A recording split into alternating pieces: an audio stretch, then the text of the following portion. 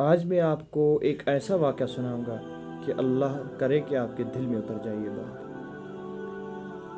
حضرت موسیٰ علیہ نبینا علیہ الصلوۃ والسلام کا زمانہ تھا۔ ایک عورت جس سے سرزد ہو گیا، گناہ ایک سرزد ہو گیا، اس نے زنا کیا، پھر اس کا بچہ پیدا ہو گیا۔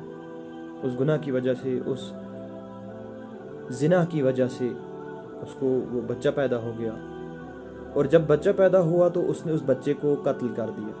اور اس کے بعد میں پھر جب احساس گناہ ہوا، جب اس کو گناہ کا احساس ہوا تو آئی حضرت موسیٰ علیہ نبینا علیہ الصلوۃ والسلام کی بارگاہ میں آئی اور عرض کرنے لگی، اے موسیٰ علیہ الصلوۃ والسلام، مجھ سے گناہ سرزد ہو گیا ہے، میں توبہ کرنا چاہتی ہوں، میں معافی مانگنا چاہتی ہوں، آپ میری سفارش کریں اللہ رب العزت کی بارگاہ میں تاکہ وہ پروردگار عالمین مجھے بخش دے، میرے گناہ کو معاف فرما دے۔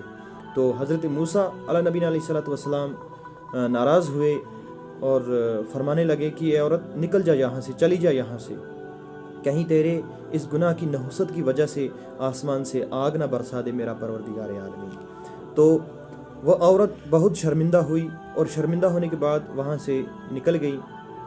جب نکلی وہاں سے تو اس عورت کے نکلتے ہی حضرت جبرائیل علیہ السلام اللہ رب العزت کا حکم لے کے حاضر ہوئے حضرت موسیٰ علیہ السلام کی بارگاہ میں، اور عرض کرنے لگے، اے حضرت موسیٰ علیہ نبینا علیہ السلام، اللہ تعالیٰ فرما رہا ہے کہ میری ایک بندی تیرے پاس آئی تھی، میری ایک بندی تیرے پاس آئی تھی، وہ اپنے گناہ کو لے کے آئی تھی تیرے پاس، وہ توبہ کرنے کے لیے آئی تھی تیرے پاس، لیکن تو نے اس کو نکال دیا وہاں سے۔ تو پھر حضرت جبرائیل فرمانے لگے کہ موسیٰ، آپ مجھے بتائیں کہ اس سے زیادہ گناہ گار کسی انسان کو آپ نے کہیں دیکھا ہے؟ دیکھو میرے عزیزو، زنا کرنا کتنا بڑا گناہ ہے، یہ تو آپ سب جانتے ہی ہیں، اور انشاءاللہ اس کے بارے میں بھی میں دوسرا ویڈیو لے کے آپ حضرات کے سامنے حاضر ہوں گا انشاءاللہ جلد ہی۔ اور پھر وہ قتل کرنا کتنا بڑا گناہ ہے، انشاءاللہ اس کے بارے میں بھی بتاؤں گا۔ تو دیکھیے، جب یہ دو گناہ ہو گئے تو اس سے زیادہ بڑھ کر گناہ گار اور کون ہو سکتا ہے؟ تو جب موسیٰ علیہ السلام کو یہ سوال کیا گیا تو حضرت موسیٰ علیہ السلام نے فرمایا، اے جبرائیل، آپ ہی بتاؤ کہ اس سے بڑا گناہ گار کون ہو سکتا ہے؟